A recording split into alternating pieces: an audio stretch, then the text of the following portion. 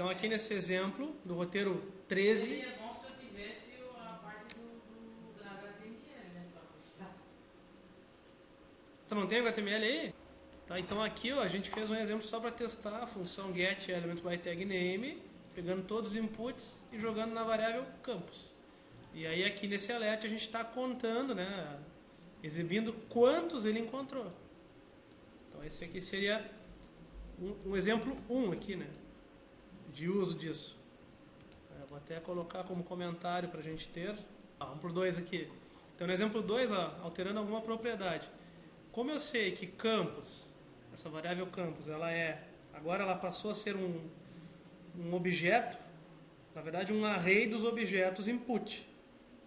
Então quer dizer que se ele é um array e eu quiser me referir a algum elemento em alguma posição, eu vou ter que fazer isso aqui. Vou ter que fazer o seguinte, eu quero mexer na segunda caixa.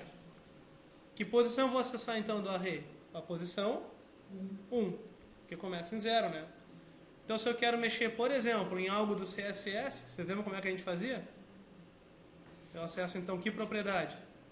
Style, ponto, aí é qualquer coisa que a gente já tenha feito aí.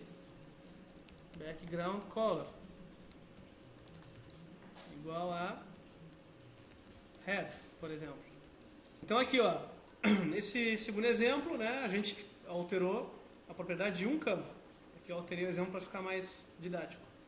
Então, atualizando a página, a gente percebe que fica apenas um vermelho. Se eu quisesse fazer em todos, eu ia ter que me valer aqui de uma repetição já. Então eu poderia montar como isso? Um for, usando qualquer variável, né? Na prática a gente acaba usando o i. Então eu vou iniciar em i até que o i seja menor que a quantidade de itens dentro da variável campus. Enquanto isso acontecer, ele incrementa a variável i. Agora eu consegui entender o que tu estava fazendo. É isso? Esclareceu lá. Então, ó, o que eu quero fazer? Eu quero que, à medida que ele for encontrando algum elemento na variável campus, ele faça o quê? Aí eu posso escolher.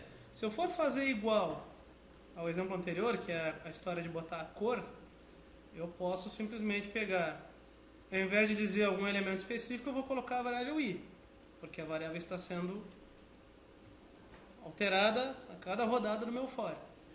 E escolho que propriedade eu quero mexer. Se for style e background também, mesma coisa. Ó, nesse caso eu vou fazer com que todos os campos aqui fiquem vermelhos.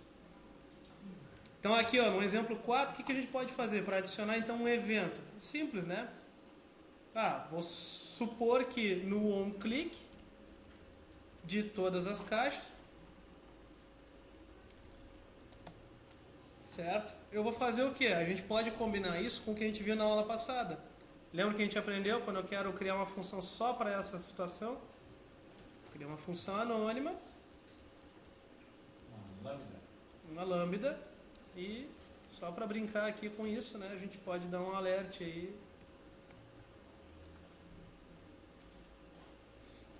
E escolher o que a gente vai exibir.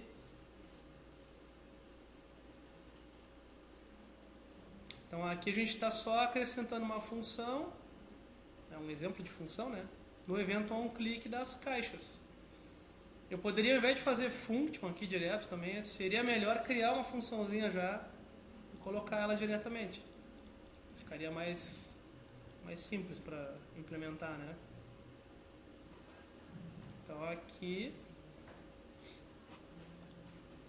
ó, clica em cada caixa, ele vai mostrar o teste. Olha aí, ó. Vê se um de vocês está rolando aí.